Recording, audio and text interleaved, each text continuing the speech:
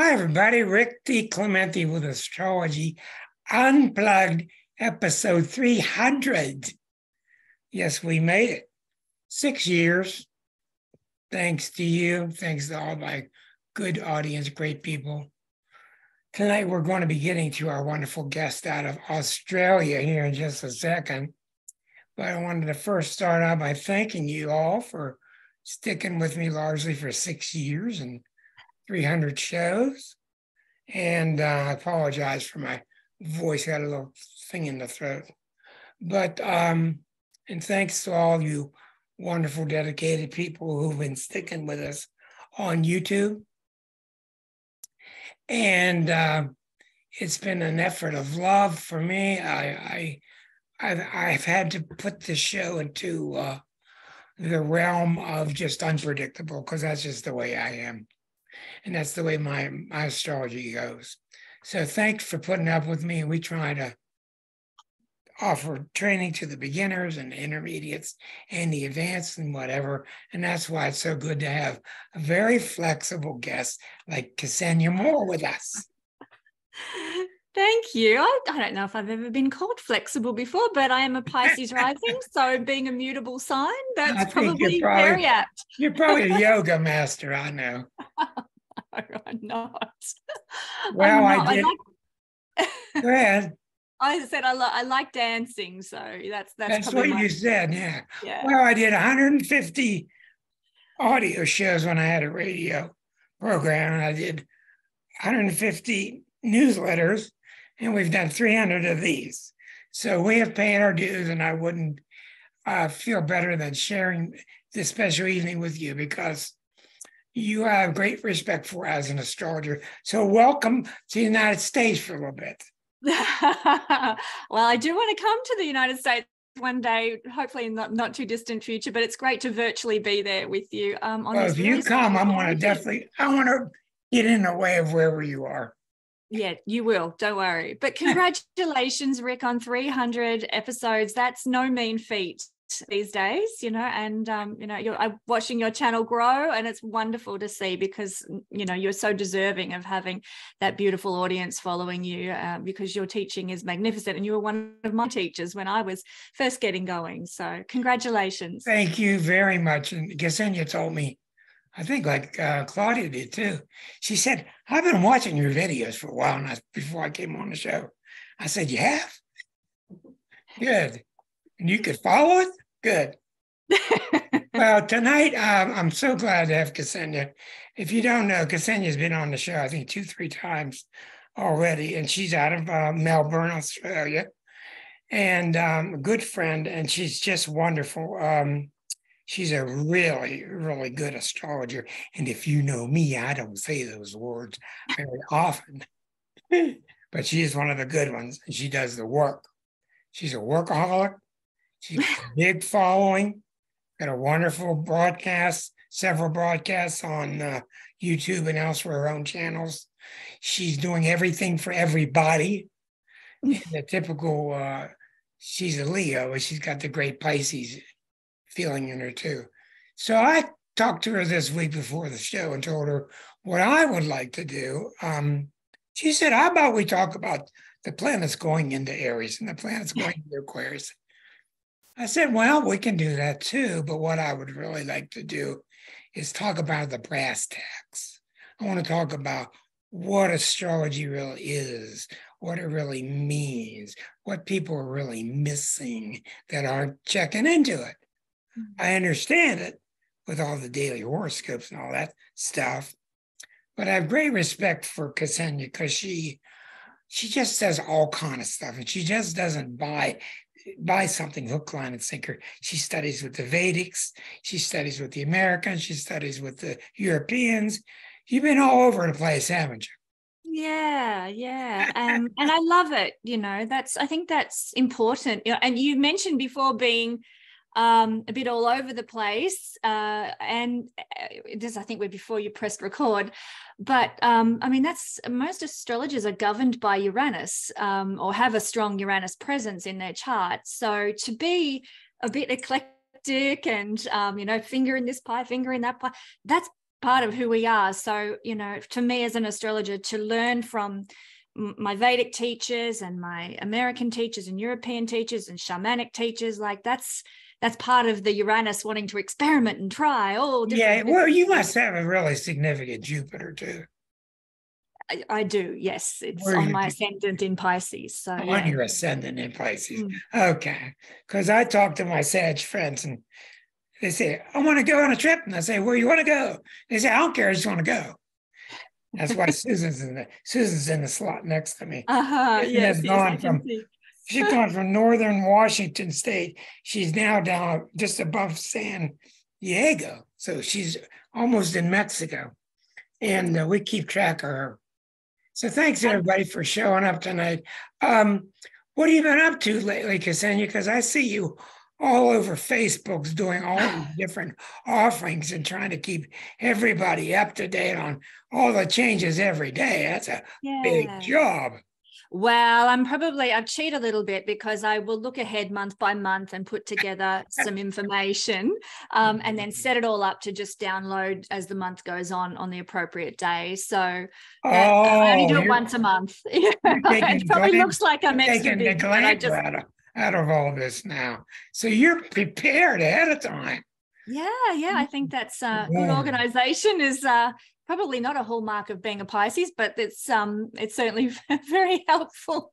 Well, I like the fact that so many people follow you. And, you know, I did a lot of newsletter work, which is similar to what you do on Facebook.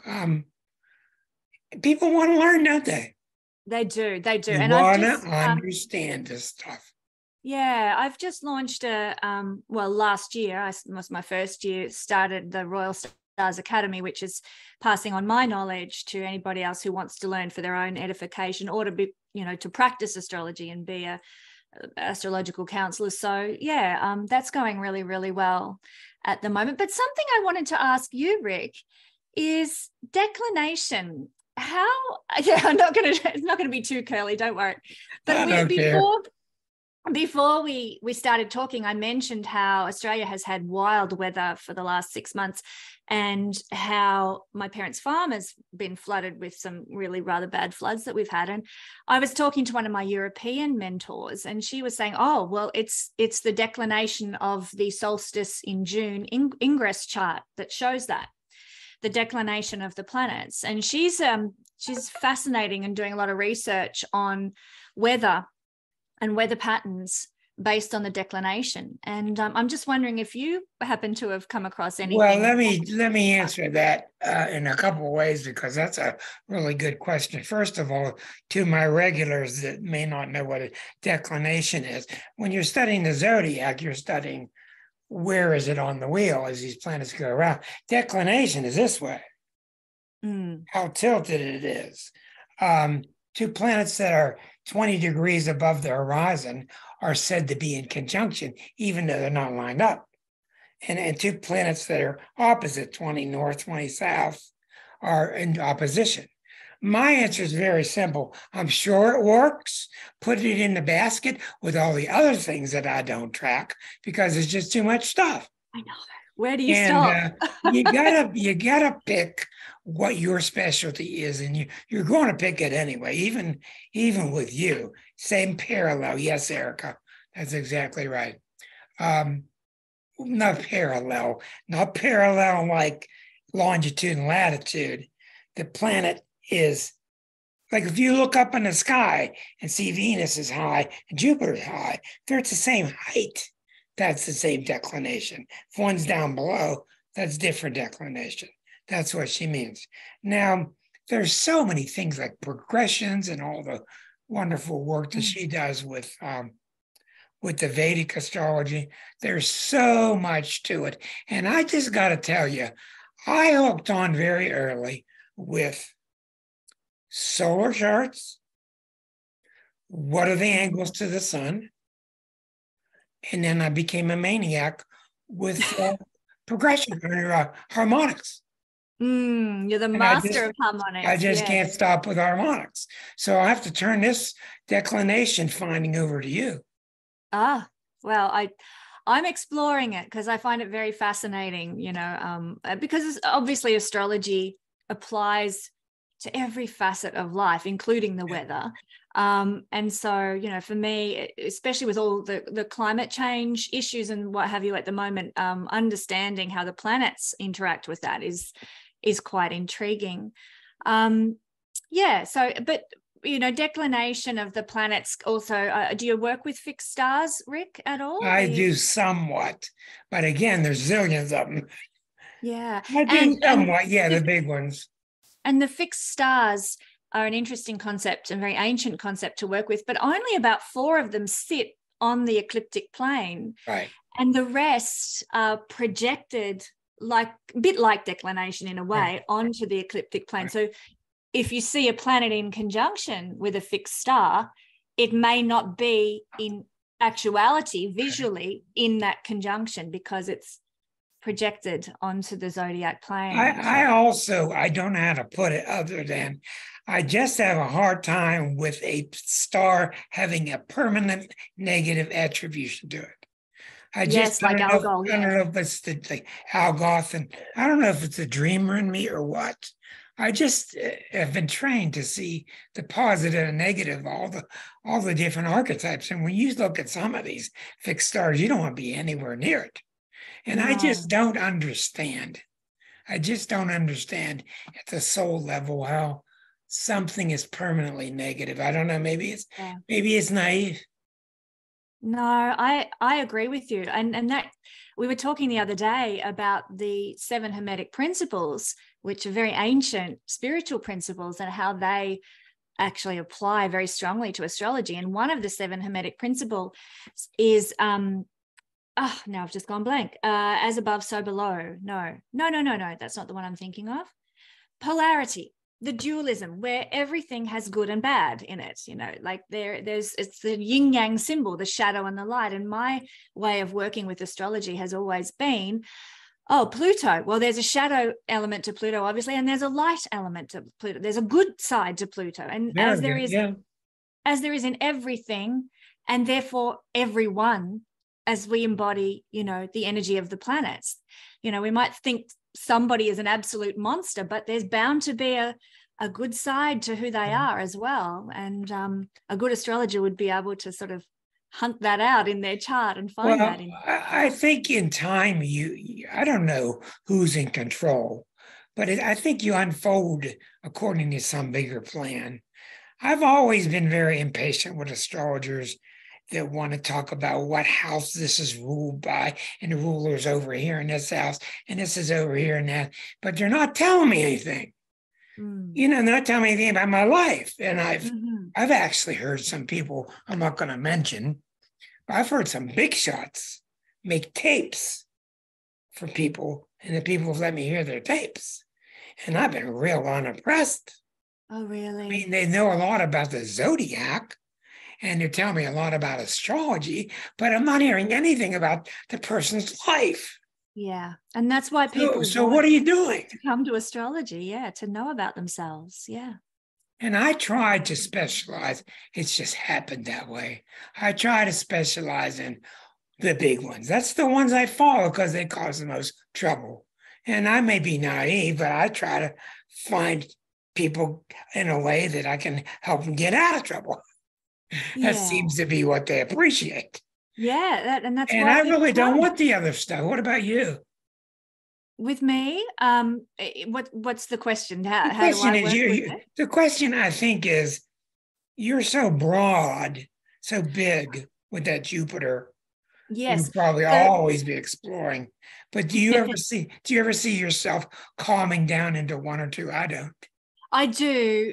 Look, probably my reason for being so broad with and wanting all the information is so that when I'm doing a reading for someone, you know, I can look for ways to help them, because with Jupiter on the ascendant, I am a glass half full kind of person. Like, where's the good stuff in here, and how can we see the best outcome, you know, the positive outcome for the circumstance that you're going through.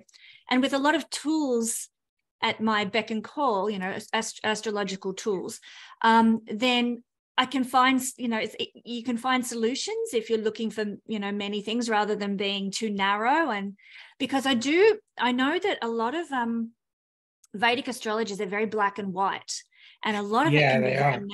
can be very negative. So I like their toolkit, and I see it's interesting. Vedic astrology. I often get asked, "Do you do Vedic astrology, or are you Western?" And I'm like, well, actually, Vedic astrology is a toolkit of techniques, and I use the tropical system. So what people are really asking when they ask that question is, are you using sidereal astrology, Right. or are you using tropical? Sidereal is when the sun is in the center and your sun sign is not the same as what you're used to in most cases. It's sidereal astrology is basically visual astrology. Where do all the stars sit visually in the sky? Right. And tropical astrology is based on the Eris point or the cardinal points for our solstices and equinoxes.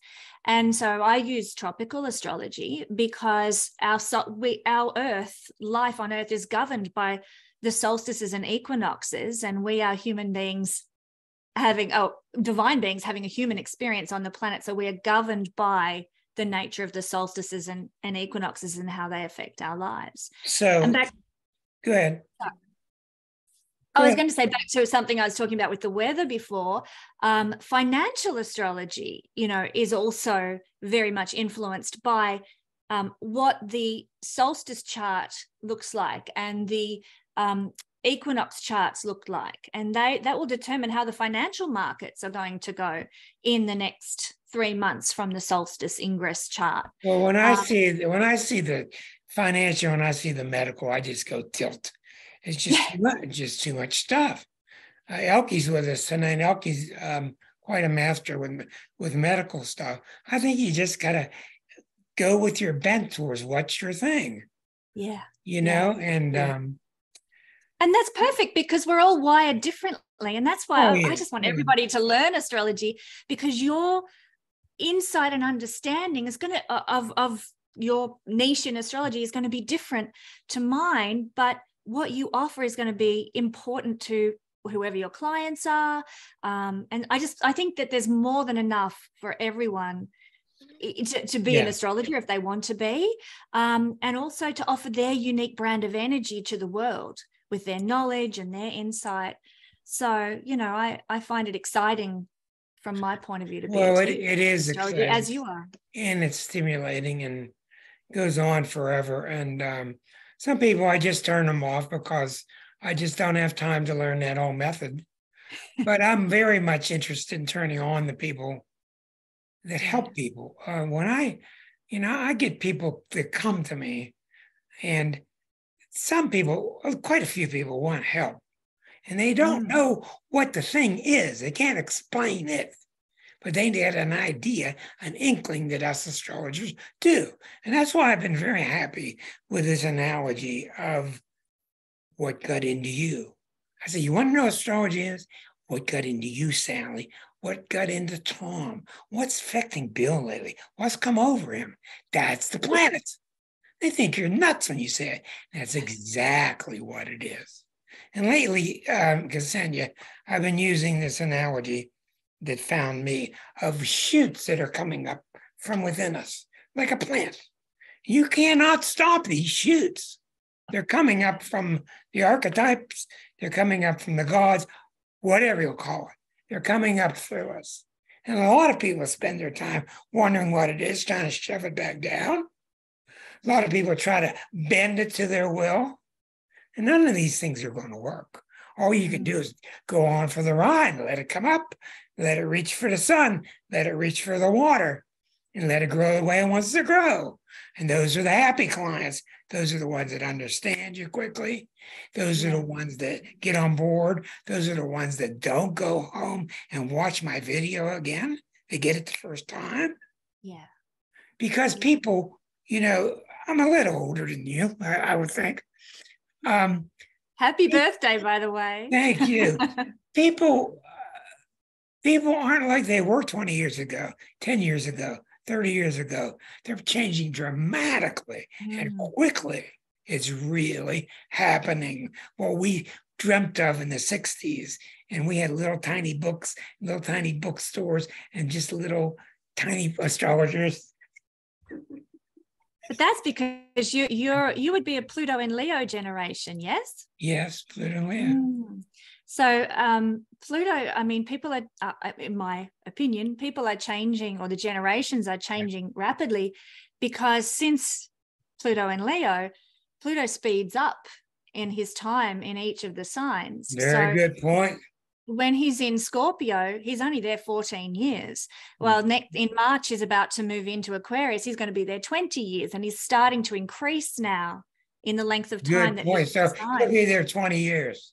Okay. We just spent 15 or 16 with the tail end of in Capricorn. We went out of Capricorn. Get out. Get out. Hurry up. Been there for too long. But anyhow, I tried to stop and explain these different principles, but I find that this audience is getting smarter all the time.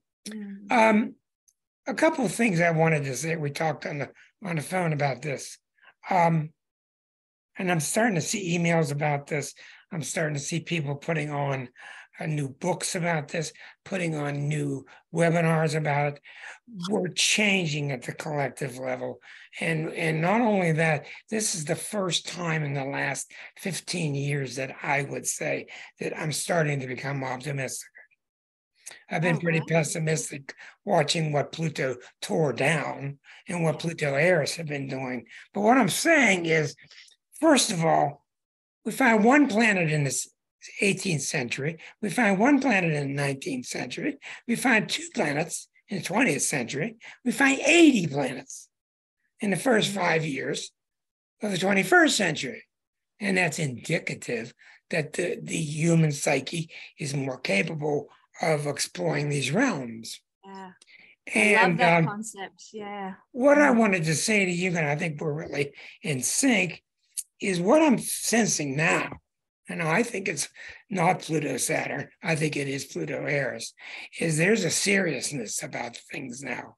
There's a feeling like we got to get it together now. And I think a lot of people are. And I think 10 years ago, they didn't even consider it. Yeah, they didn't think about it. But how do you think Eris is influencing that? Because isn't she the goddess of discord? So, well, good point. She is the goddess of discord, but she's not the goddess of discord just to cause discord. She is, if I've got to use discord to get done what I need to get done, I'll use it. I will. That's what she's doing. But she's not like Pluto. She's serious. And you always thought Pluto was serious. This planet is ultra serious. This planet is fed up. Yeah. This planet wants things done, accomplished. I was watching shows the other night, of terribly sad shows about the women that get abused on the American reservations. And the bodies just disappear.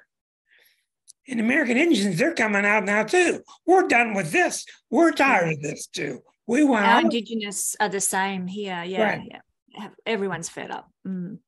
So I think that's definitely Eris coming across. Yeah. You see it in Pakistan. You see it in Iran. You're seeing it everywhere. People are fed up. As a matter of fact, tonight I ran across an Australian BBC News interview. This guy that he does all these off-the-wall interviews with people on the streets in Australia.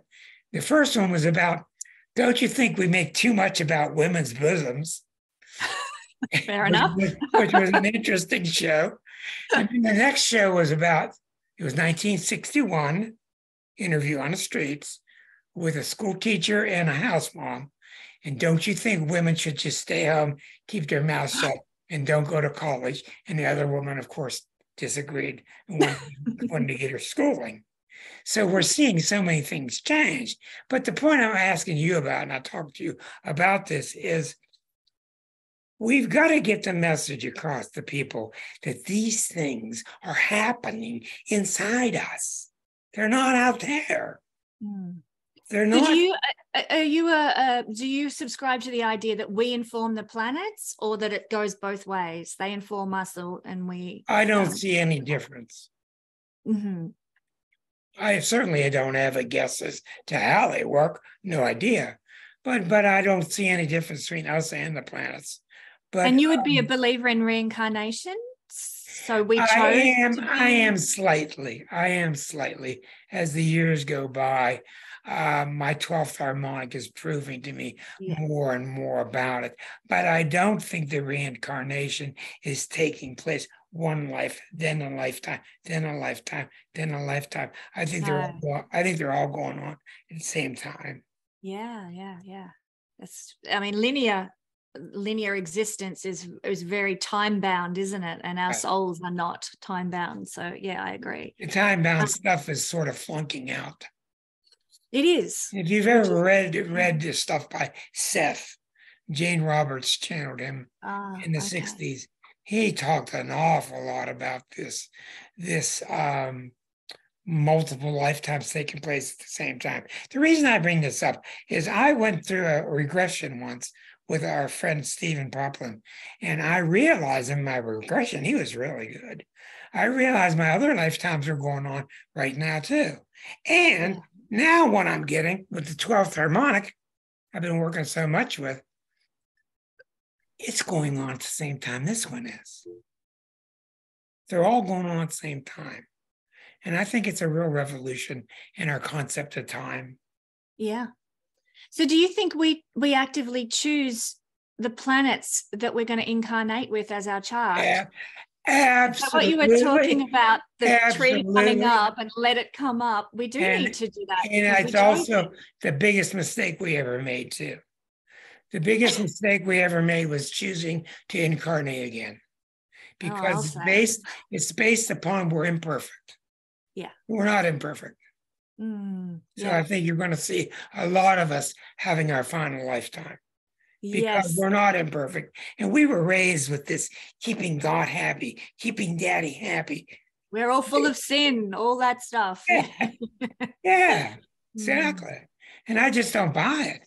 No. When I look at a baby, I don't buy it. Exactly. Yeah, me either. When I have my children, there's just no way. They're just gorgeous, perfect little beings, you know? Yeah, I love that. How are they now? Oh, yeah. That's not so good. No, they're teenagers and they're being very normal teenagers. They're perfect little teenagers, right? Yeah. You want me to buy that? Okay. That's right. So you hear me with my helping people with their story, find the story, do the harmonics. What is your thing? How do I go through the process with people? No, what is your thing?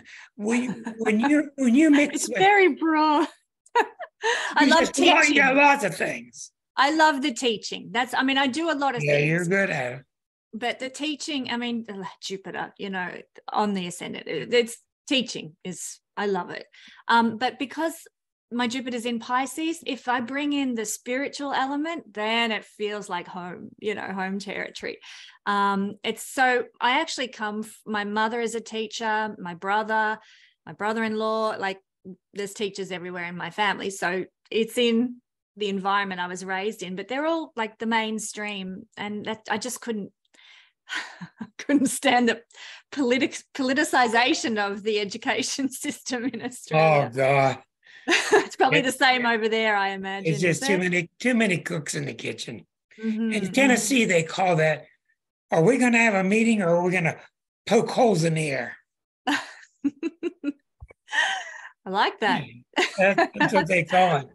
Yeah. But I have reason to. I worked a lot with software, and I used to watch the worst department you ever worked with a college was the Department of Education, because nobody could agree on anything. That's right. Everybody had 9 opinions. And they all want to steer the ship. So, yeah. And I just want out of the kitchen. Get me out. So I kind of like my life. I'm on my PC. I got a person there on Zoom. I got their chart. You want it read? I'll read it to you. Yeah. You talk about it. Uncanny how 40 minutes go by. Yeah. And I know the story. I don't know till 40 minutes. I do all my detective work. Yes. And yes. Around 40 minutes, it starts to solve. And then I don't know about you, but at 70 minutes, it just stops. Yeah. Yeah. It's like beyond 70, just too much. Well, I think people can't take it all They can't in. take it. They need bite-sized chunks. Yeah. Yeah.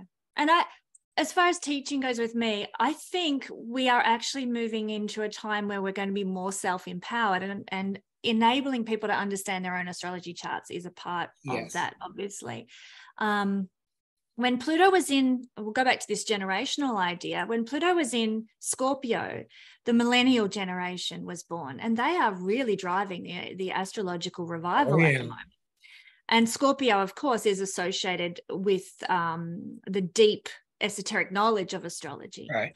And now as we move into the generation that is going to be born Pluto in Aquarius, well, they're going to be more, give me the science of astrology, like they're going to be Aquarius they're going to be associated. outrageous. They're going to be outrageous. It's going to be fun.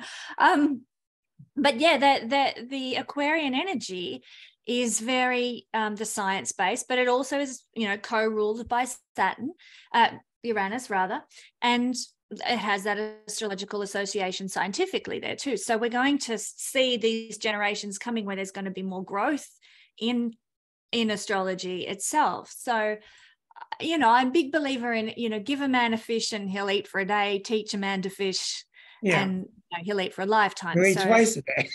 Yeah, and you're an astrological teacher as well. Well, yes, I am. And I wanted to mention, Liza and I, she's actually got a year longer than me, 45 years. We came out of the school of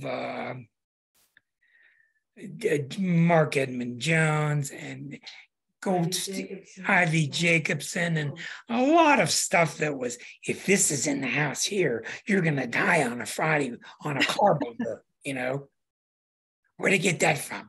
This rigid stuff. We came out of that school. And luckily in our early 20s, we came across guys like Michael Meyer and Stephen Arroyo and the latter days of Dane Rudger. We started to see the humanistic side, that these planets are your energies. And in 78, when I read Arroyo telling me that these planets are your planets, I went, wow, it was a complete revelation to me. They weren't out there doing things to me. They were mine. Yeah. So that's what that generation gave to mine. And mine, I think, has given to yours. Broadening of it, more accepting of it. Yeah. A lot of stats, a lot of software. We didn't have that software. So I know that's made a big difference, hasn't it? What do you think your generation picked up from mine? Well, one of my teachers, Bernadette Brady, who I adore, she said we all stand on the shoulders of those who've gone before us. And I love that statement because it's so true. But it's interesting. Probably my first big mentor in astrology is about 8 years younger than me, Lada from Astrolada. And she's a lot like me in that she draws from so many different areas of astrology, but she has a European tradition in the Baltic states. So that it's never really, how astrology's gone through phases of popularity here.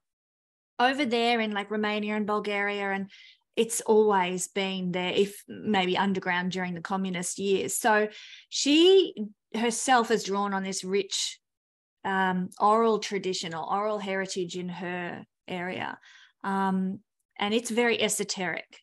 So, it's instead of the scientific and the fatalist approach, it's very got a lot of spiritual elements. And I was going to ask you, Rick, how do you feel that your dive into the Course in Miracles informed your astrological practice? Well, because I imagine your practice changed once you really got a grip on the Course in Miracles. Yeah, I met with them today, and I was talking about it. For years, I've been needle pointing towards astrology, and then towards Course in Miracles, and back and forth. And lately, the needle has. Lately, I'm feeling like I'm gone full circle with astrology. Doesn't mean you can't go any further. Is that No, what you it mean? doesn't mean I can't. Matter of fact, I've got a book in me, and I'm having a latest toil about to write it or not to write it, because it's such Write it. it's such a huge effort. Which is why I've got 300 videos out there, Claudia. I got 300 videos out there to be shared, because everything I know is in the videos. And I learned writing the first book, it's a bitch. It's a lot of work saying everything just right. And my Mercury in Sag doesn't like it. It doesn't like saying things just right. I said it. What else you want?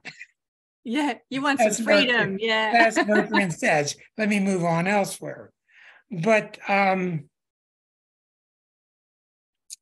point that I'm getting to is we're such a multimedia freak now. I mean, we're all learning through so many different ways. And I think in a lot of ways, the age of the book is going by the wayside. Like in the 60s and 70s, astrologers read astrology books. Now we got so many videos and so many interesting characters, I hope to keep exploring the harmonics, and I think I'm onto something quite revolutionary there. The big thing that I think that snuck up on us recently is the word quantum. And Elijah and I talk about it a lot. We can't always explain what we mean, but we just kind of shake our head. Yeah. There's just this sense now that we're all really unique and really connected. Both. Yes. And that's a hell of a thing. But they knew this in ancient times. I knew they did. They had no way of telling each other. Yeah. Well, this was one of the Hermetic principles of as above, so below. That's the theory behind quantum entanglement and spooky action at a distance. And I know, but that's a pretty tough one to explain. Yes, I know. That's a tough. Liza's got Christian Judeo tradition and Western tradition. We've had to rediscover that. We've had to. Liza says we've had to rediscover that. Yeah, that's exactly right. Well, I don't know, but that's your job, Kesenya. I'm getting too old. That's your job to figure out the holograms. And you're just thinking in the future, you're going to go, and you're going to be America and Australia, and you're going to have a hologram in each living room. Your finger's going to be pointing to things, and they're all going to go, wow. Yeah. And then you're going to charge $650 per chart. Oh, yeah. I watched the most unusual German film the other night about a woman who has a relationship with an AI robot. And I'm like, wow, this is scary. But they used holograms were a feature of this particular story as well. It was quite concerning, but an interesting watch.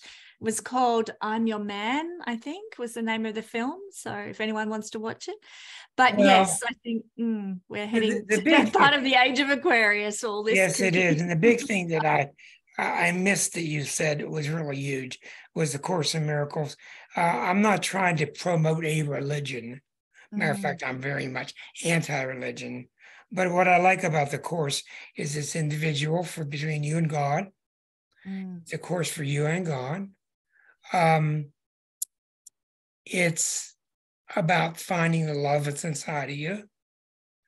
And I was talking to the course group this morning, and I was talking about newspapers, TV guide, magazines, everywhere you go. The one thing we don't talk about is love. Yeah.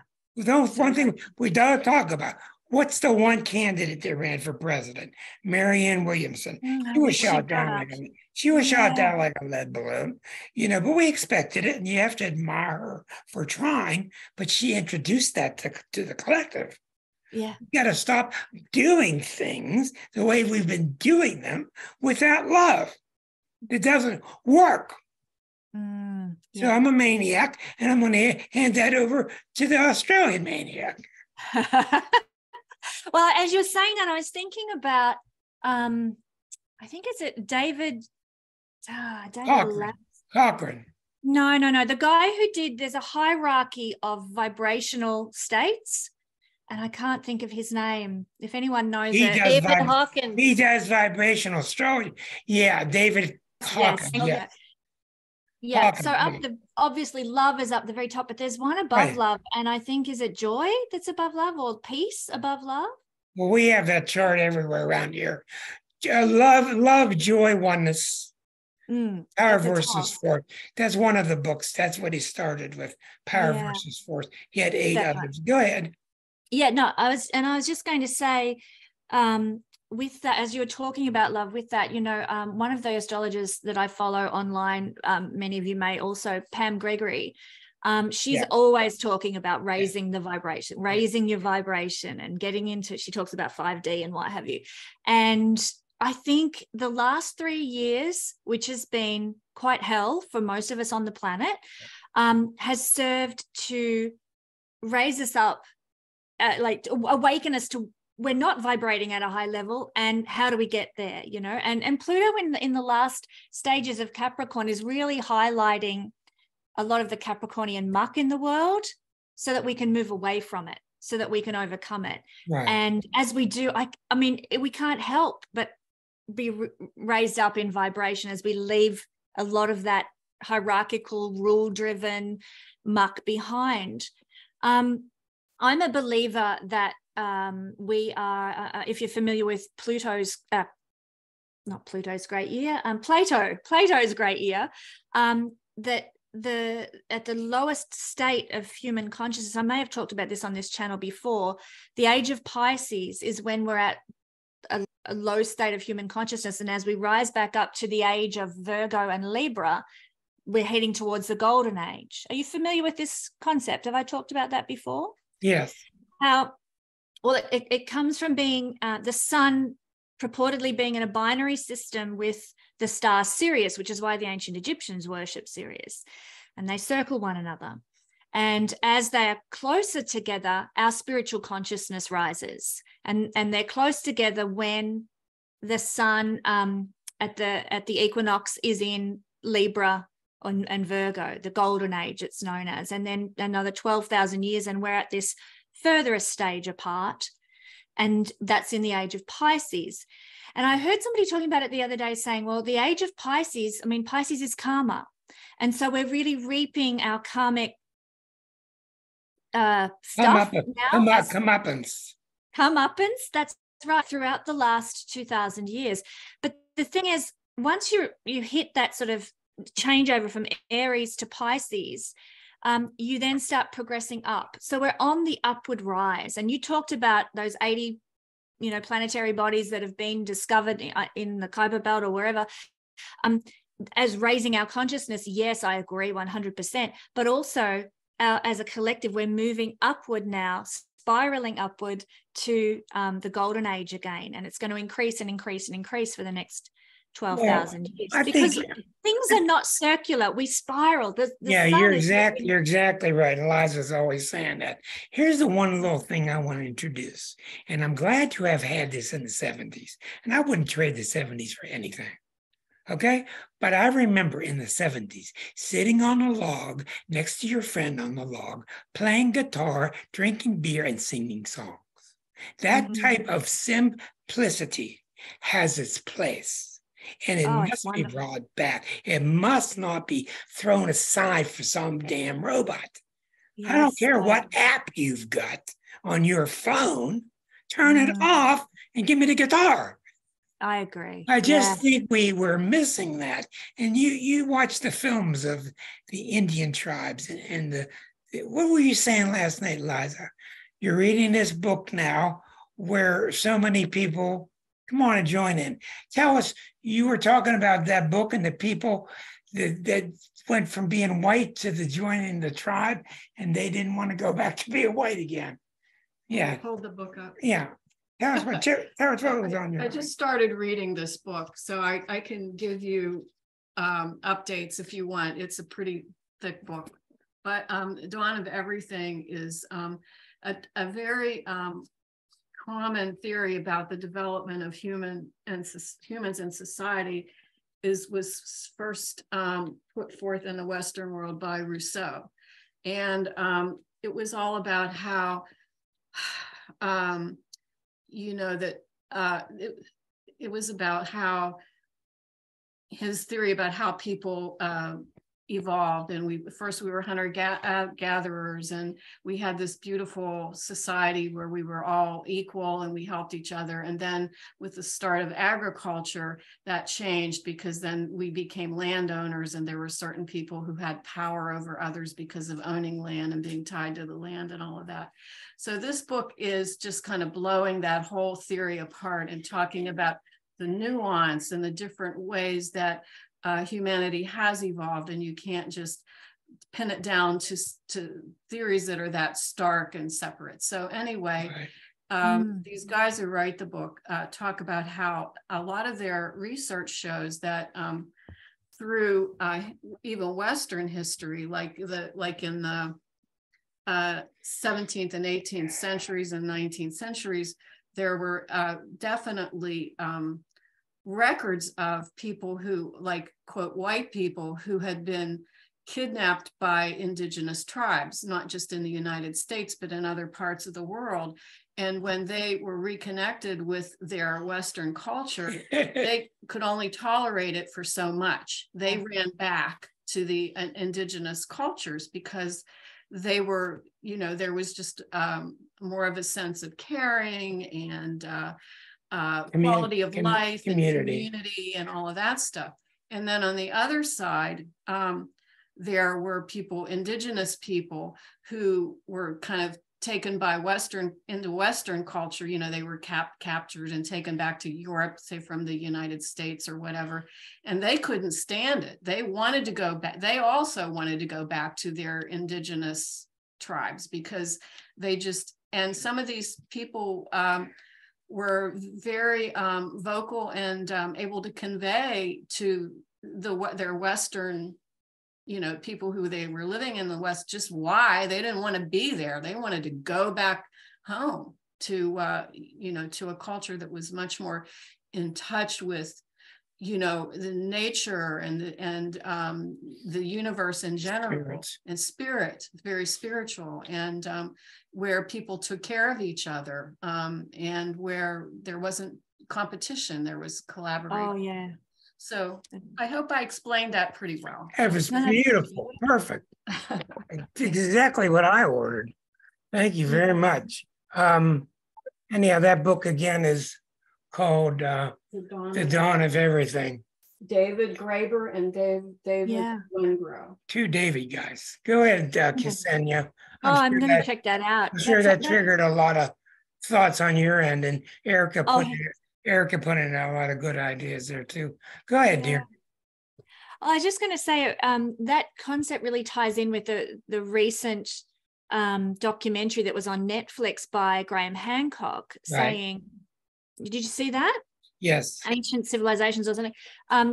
Saying, you know, we think that it was like this, but it's really not, you know. And I mean, we have a strong Indigenous culture here in Australia that's been eroded by the empire, let's say, which is what the British did. The empire.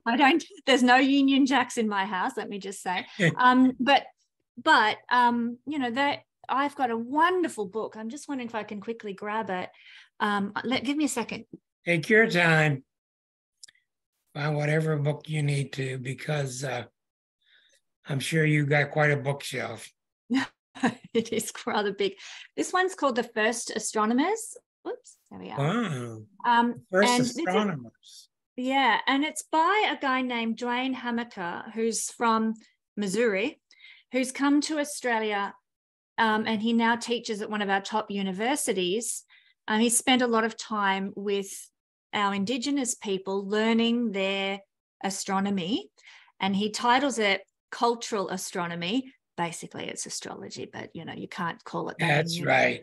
I've heard that. Yeah. And it's actually like a beautiful, beautiful book talking about how the Indigenous Aboriginals work with the moon phases and the you know, the stars and the comets and how they interpreted them. It's lovely, and I am so excited to see things like this coming back into mainstream culture, because it is calling us back to getting in touch with the stars and the heavens and working with nature and the cycles of nature, which I think is what you're saying. You know, we're missing that connection to our planet and to, organic life. What was the name of the book again? The First Astronomers, How Indigenous Elders Read the Stars. Well, that's kind of mixing up with what we've been talking all along here. And I think going back to the course, that's the really good thing I see here. Let's keep getting more complex. Let's keep digging into the DNA. Let's keep getting rid of diseases. Let's keep advancing, but let's not forget our neighbor. Yeah. Yep. I can't be happy. I just can't be happy if my neighbor is miserable. I can't do it. And as far as I know, Jesus 101, we still haven't learned, huh, John? Jesus 101, learning to live together and love each other. And that's about all I got to say about it.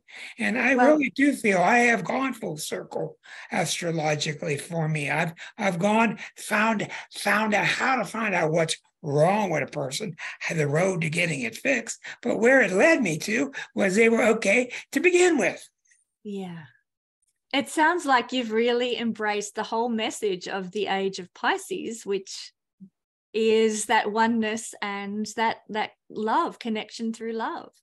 Well, that's what I would like to see this show change. I would like to see this show change more into talk about love without becoming corny. And I think we certainly can. Because everywhere you go, that's the answer. Yeah. Everywhere you go. The Beatles knew it. Huh? The Beatles knew it. Oh, we just finished watching the Beatles movie, the 6-hour. My God, is that something to see? If you haven't, the Beatles movie owned by Disney. Peter Jackson. Oh my goodness. Okay. 6 hours, so they could charge you a lot of money. It's them authentic footage of them creating the Let It Be album. And besides that, Marcia and I were together at a place called Apple Shop, and I was a documentary filmmaker for 10 years. And last night I saw one of the greatest documentaries ever, and that's called The Fantastic Fungi. Oh. The Fantastic Fungi on Netflix. And it's all about how funguses are growing underneath our soil, and they're the intelligent missing link that are holding things together, and how smart they are. And Michael Singer in The Surrender Experiment, he has also a wonderful book, yes, from another tourist. But The Fabulous Fungi is on Netflix. It's an hour and a half, tremendous photography, fast action photos of watching these different fungi grow, and these people that understand them, and including micro dosing and using that for people that are with mental problems, etc. Now, in our last third of the show, I would like to talk about what you want to talk about. I know you're always everything. I know you do, but you're always trying to keep everybody so happy, and you're really talking fast, and you're trying to give everybody as much as you can, as quickly as you can. But what is it you really want to say? Wow. What is it you want to say? What is it? You stumped me. I know I stumped you because you don't have this marked out. Rick, and I'm not used to thinking. I'm sorry. I'll give you another 4 seconds, but you don't have this one planned out on your calendar. But what is it that you want to say to people? I'm sure you're tired of explaining everything, how everything works. But if you could have an audience with your level of astrological knowledge, what is it you want to say to people? Put her on the spot. I'm Marcia, but put her on the spot. If I had an audience of people like yourself, you know, with high level astrological knowledge, I think I would ask questions because I'm eternally curious. But I would love to know how to determine a person's level of consciousness by looking at their astrology chart. And I don't know that it can be done because I don't think so. Yeah, because like we were talking about earlier, there's black and there's white, or shadow and light in everybody. And some people manifest more of the shadow of their chart. Look at Carl Jung has the sun here and Neptune here. That's his whole chart. I mean, that dominates the entire chart of Jungian. So his sun is in the 4th house. 2 planets. Yeah. So you can't tell from the chart. You can't tell. And I tell you what, lately, I did this show not long ago about the 5th harmonic. And boy, did that blow my mind, because I didn't think the odd-numbered harmonics were critical. Yes, I've heard you say and that. Boy, are they. They're just astounding. So if you all wonder about your musical ability or whatever, do your 5th harmonic. Do the 5th harmonic of your favorite artist. You'll be stunned. Go ahead. Why is the 5th harmonic special? I missed that show, so I'm sorry. I just felt that all my experience all along has been that the odd-numbered harmonics have not shown me much. And then I started looking at Jimi Hendrix and at Eva Cassidy and at Pavarotti. And I made a show of about 40 excellent musicians. I'm going to check that one out. Shakespeare, different creators. And their 5th harmonics are just, they're dynamite. They're since they're ruled by the sun in Leo, they're about the expression, but they were not light at all. They were very descriptive and very convincing. Yeah, you need to just go back about the last 3 or 4 weeks. You'll find it. Yeah, I will. I've worked a lot, and I know you don't work with the 9th harmonic so much, but in the Vedic system, it is, they call them divisional houses. It's the same kind of idea though, or not divisional houses, divisional charts. And it's the same kind of idea, but they put a lot of emphasis on the 9th divisional chart being the chart of the energy we're going to, our soul intends to evolve into, because we're not stationary beings, you know, like that's. We are a verb. We are a verb. Yes, yes. And this is something that really captures my imagination, actually. I do love this part of astrology, and exploring the evolution of our souls energetically through our embodiment. So the idea is that we're moving from the chart we were born with, and we're living that chart this lifetime. But as we get to our midlife, which is where I'm at, we are therefore meant to be moving more into the energy we're going to embody in our next incarnation. But that makes it linear, doesn't it? So I don't have the answer.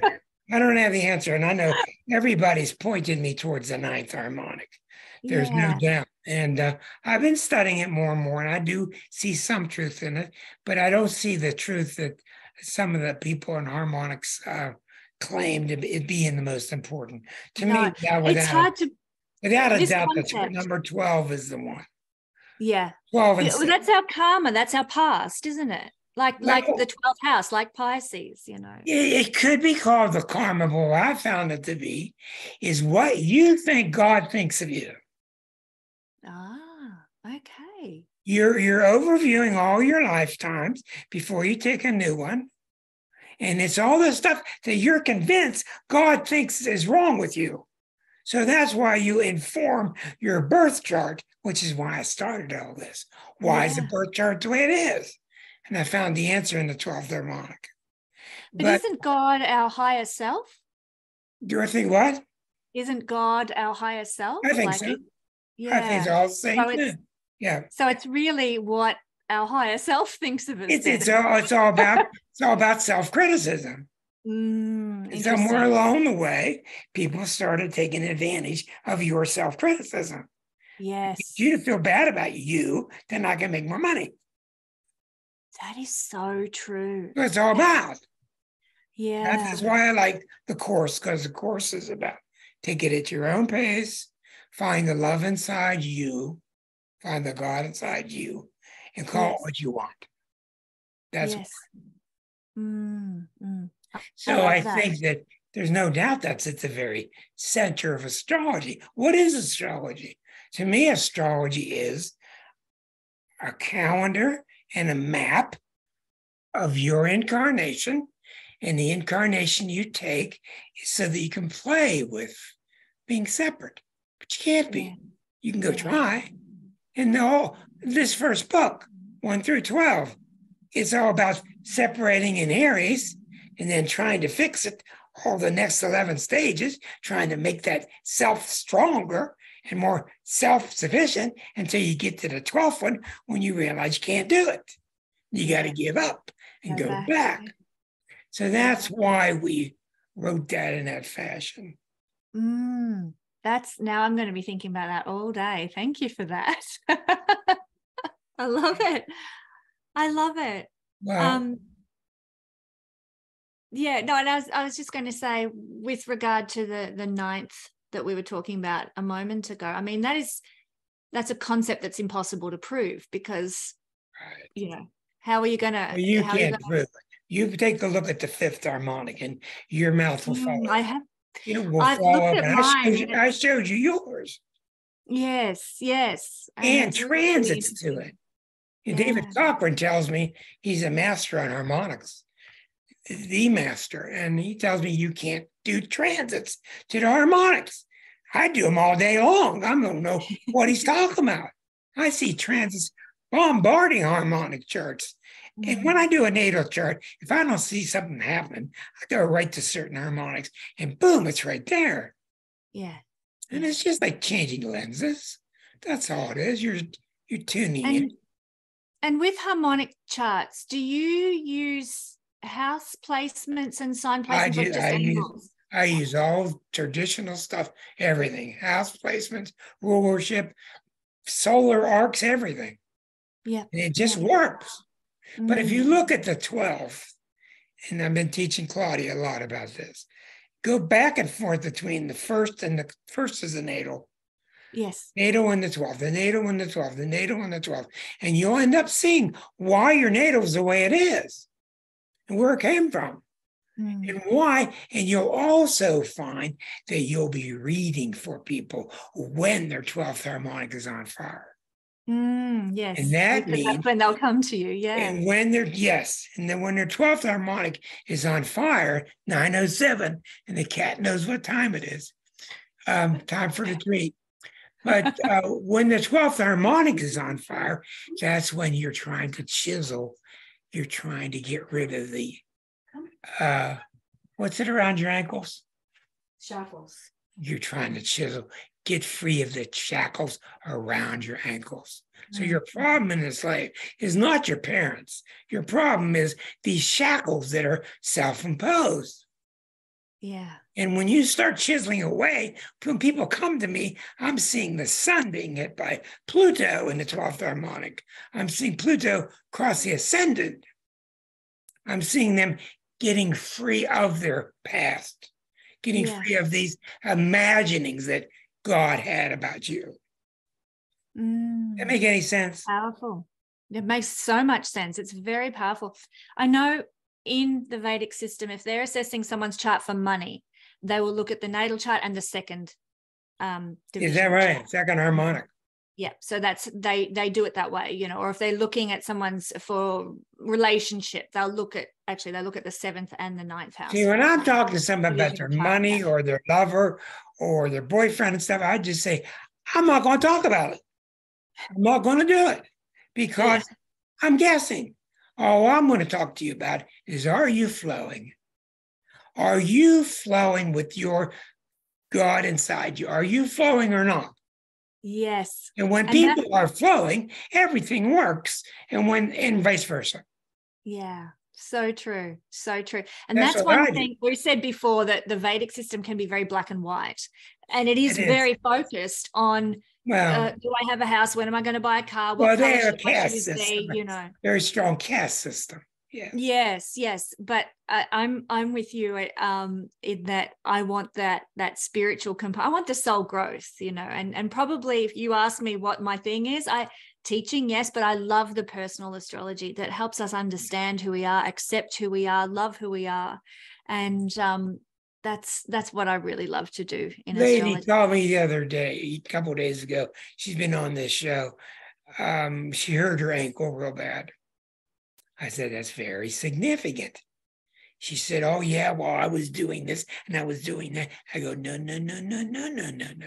What were you doing before you hurt your ankle? Well, I was carrying this and I was doing it. I go, no.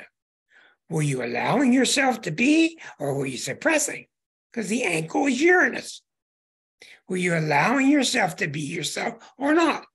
So I want to do a reading for her. And I told her, if you don't get the satisfaction from the reading, I'll refund your money. And if you do, I'll keep the money. But you can see that your actions lead to these outcomes. That's why I don't care what planet rules what house. Yeah. I know, are you flowing or are you not? Are your bowels impacted? Or is your stomach impacted? Are you having trouble with things flowing through you or not? Mm. And when you get into the knot, and you start loosening up, it's like it's all had a valve job, and everything's starting to flow once again. Yeah. And that's why they asked me about their health. And I say, I'm not worried about your health. You get unplugged. You get unstuffed, and you'll be okay. Yeah. Mm. That's my oversimplified Saturnian view. Yes. I like that because that's why we're here, aren't we? If not, you get into your third house is the ruler of the Lord of your fifth house, and the fifth house is talking to your ninth house, and it just gets so complicated that what are you saying? Mm-hmm. Well, your client can't go home and eat these houses. No. Well, I think I did a look at your chart not long ago, and I was talking a lot about the dashes, which is a Vedic thing. And at the end of the reading, I came away thinking I've probably been like so convoluted there because they are an incredibly complex topic. No, I followed you. It's just the whole. You can't separate the culture from their astrology. You can't separate the caste system in India from their astrology. You can't. Yeah. But what you were just saying about, when you want to touch people at a core level about who they are and the journey that they're on, really. And it is a bit of a stumbling block for astrologers who I may have done with you with talking on and on about this is how the dashes work and this is what they all of that. I can see where they come from, but look at what Yogananda talked about, and these people have you bought apartments for your astrologer in India. You constructed a separate house so your astrologer could live with you your whole life. I mean, that's pretty heavy, dude. I want to go and live with my clients, though. I think they can keep that idea. No, that's the truth. That is. Yeah. And the religion is Hinduism is very caste oriented. This is higher than that, and this is higher than this. But I mean, what I was trying to say was that, as astrologers, we can stumble over our knowledge and wanting to share the information and the knowledge rather than help the person, yes. and deal with their, like you've said, like their story. And I think that's something key that we need to keep at the forefront of our mind when we're practicing astrology, is it's about the people, not about me and how much I know. Yes, it's about the people, yes. Yeah. It's about the people client. Get stuck because they don't have this tool. Yeah. I keep telling them you got this map underneath your driver's seat and you're not bending over to pull it out. Since you get your own personalized map. Yep. Where to go to, when are the red lights. And in a lot of ways it's really true. And we're driving through life without the map. Yes, we You need can to turn see on the sat nav. you can see the results. Mm. So Yeah. what's up next for Miss Kesenya's charts? Learn more about the harmonics, because I think you're going to come on my channel and teach us all about harmonics, which I'm very, very excited about. I'm going to come on, and you better be ready, because I'm going to take you back to ground one when I first learned about it. And the book said this, and I did this. And then through the years, then I made the mistake of lending my book out. Oh. I didn't see it for 20 years. Whose book was it? What book were you using? There's only one on it, is John Abbey's. Right. Yes, I can't get a copy of that because I think it's out of print. Yeah, but you just keep digging on the web, you'll find it. Did you get your book back? No, I never did. So I went out and bought another copy, and I was stunned because he does not do harmonics the way I do it. He does them the way David Cochran does it. And I know I learned it from that book, and I was hand calculating harmonics by hand with a ruler. Yeah. And I came up with the same chart that you get with solar fire.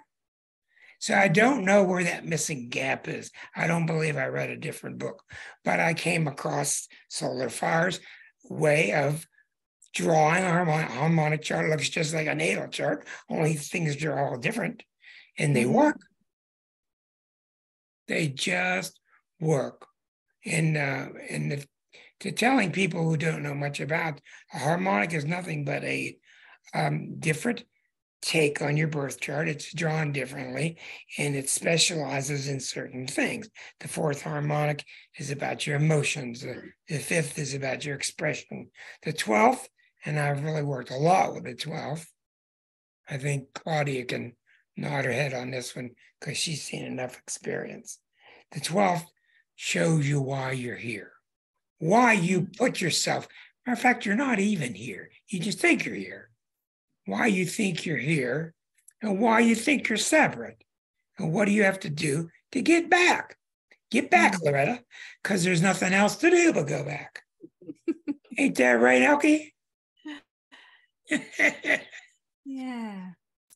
Kesenya,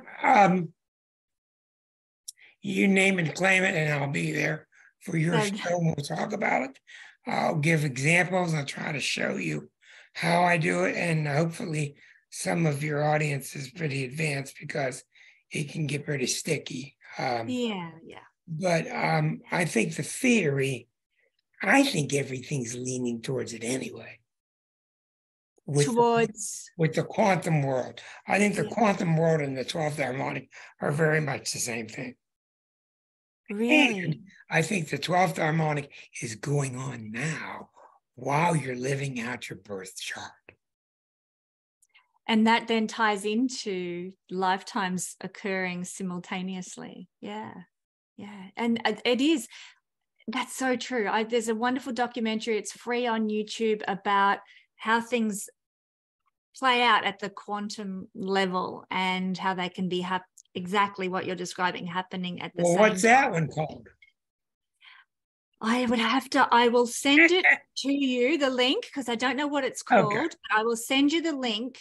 Okay. It brilliantly explains quantum theory, and then you can send it out to, or put it as a link on the video for people, because it's really, really good and helps you to realize, like they did that experiment where they split an atom or a subatomic particle and had half of it in someplace in Hawaii or Chile, and the other half was in London, and they were spinning the same direction, these two subatomic particles. Right. And when they changed the spinning direction of the one in Hawaii, instantly the one in London changed. Well, that just tells you everything.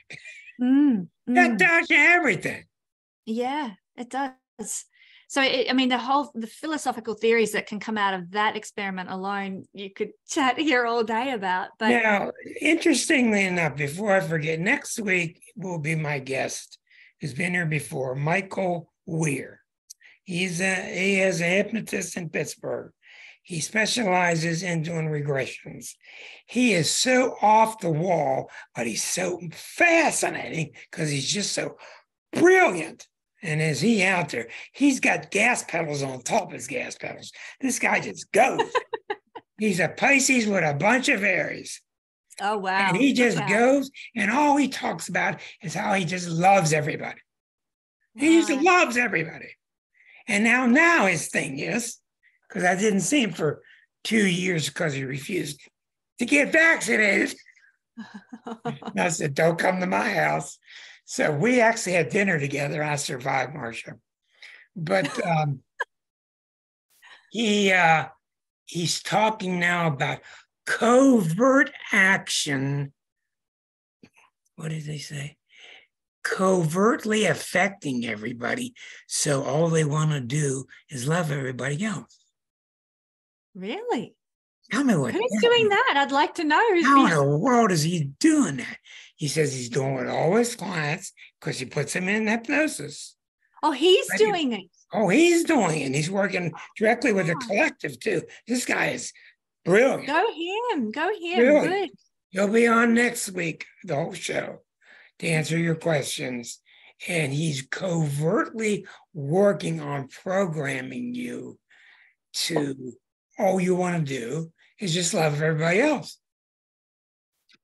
I love it. I'm all He's for this guy. Good on him. Amazing. Michael was his name, hey? Michael Weir. Do you want me to introduce you? Come on over. Yeah, I'm gonna check this one out. I think that sounds fantastic.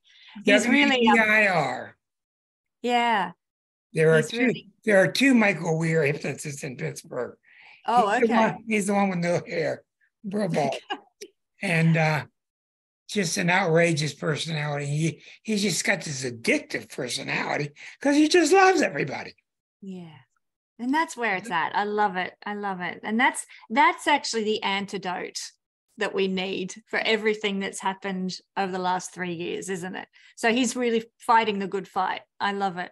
Well, you just got to keep an eye on him. 1 minute he's making movies. Next minute he's buying 12 guitars. He just does all this outrageous stuff, but he just does it all. He's got the sun right on the ascendant. He's got all these Aries planets. And he's just really, really powerful.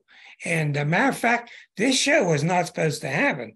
This show was originally going to be called Me and Michael Together. The show was going to be called Love Ya Man 6 years ago. This show was going to be an astrologer mixed in with a hypnotist. And we were going to go back and forth, and I'm going to be blunt about this. I decided I will not do this show with you using the F word every sentence. Mm-hmm. They could not stop from using the F word in every sentence. So I said, I'm not doing it. So I'll go do my own show. That's how this show came into be. Yeah. But he's recently started cussing a lot less.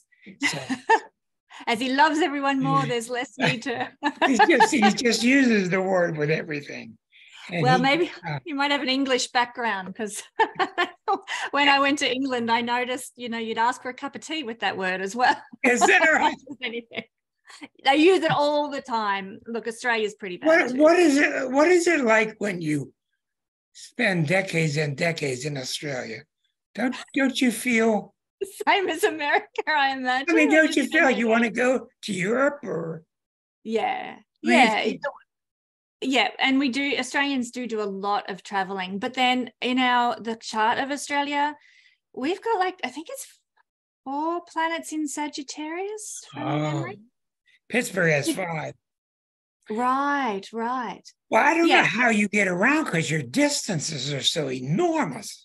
Yeah, a lot of flying until COVID. We were kind of became COVID made you guys miserable. We became almost a penal colony again. Where I know, because I play a lot island. I used to play a lot of euchre on line with Facebook, and you play with Brits, Canadians, New Zealanders, or Australians. Because they speak English, and I got to know a lot of Australians that way, but nicest people. Yeah, and we have. Oh yeah, we are. Blind. See, Americans you are love it, Rick. Americans, say it as it is. I would. Americans are really pretty thin-skinned. We really are. And Australians aren't. No. Is that we have the sun with Saturn in Capricorn on the midheaven, I think. And Sun with Saturn is really good, I think.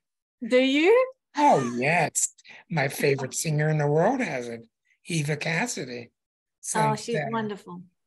She's remarkable.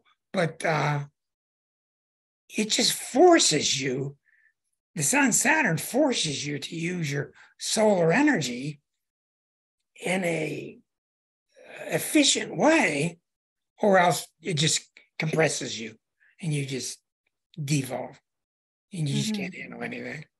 Yeah. But I've always found the Australians I met to be really blunt. What is it in the what is it in the American chart that gives that sensitivity? Is it that all that Cancer energy? The sun is in Cancer, and Mars is square to Neptune, and we don't want anybody. The moon is close to the midheaven. We're lunar people. We don't want anybody taking our babies, and when a baby falls down the well, the whole country stops to get that baby out of that well. You know, but if 9,000 people get shot in your grade school, we just turn the page. Yeah. It's a crazy place. It's a crazy place. And I really think that our only hope as a country is to disincorporate and then start over, reincorporate. Because when these guys started the chart in 1776, the chart was fabulous. Fabulous, but there was no Uranus, Neptune, or Pluto. Yep. Or Eris, yes. Or Eris. You put those four in there. I've done shows on this, and everything changed dramatically. Right. But we got the sun next to Jupiter and Venus, the rich resources. She has to go, Elke. Good to see you, honey. Come back. Any final words? You come back, dear. Any final words, Miss Kesenya? Well, I just want to congratulate you again on 300 episodes and on your very significant recent birthday. I feel very honored to be here for the 300th episode. So, yeah, feeling very privileged, and very privileged just to know you, Rick, actually, because you are, whether you realize it or not, you are an impactful soul changing lives. And I'm That's very, what she's very always telling me, and I keep telling her that I'm not. Well, come you need to listen to her more. 40,000 followers, and I got 100. She gets 40,000 people watching her videos. Of course, she's a lot more attractive to look at, and I got like 106, you know. But I've given that question up before. Well, I spent my 100th show with one of my favorite course people, Nick Arondes, who was wonderful. I spent my 200th show with Nook Sanchez, is one of my favorite people in the world, and a wonderful Australian Course in Miracle author. And when I got to 300, I said, who do I know? Another Australian. So you need to come out here. You'd love it. Come. What is come it? Visit us. 300 hours on a plane?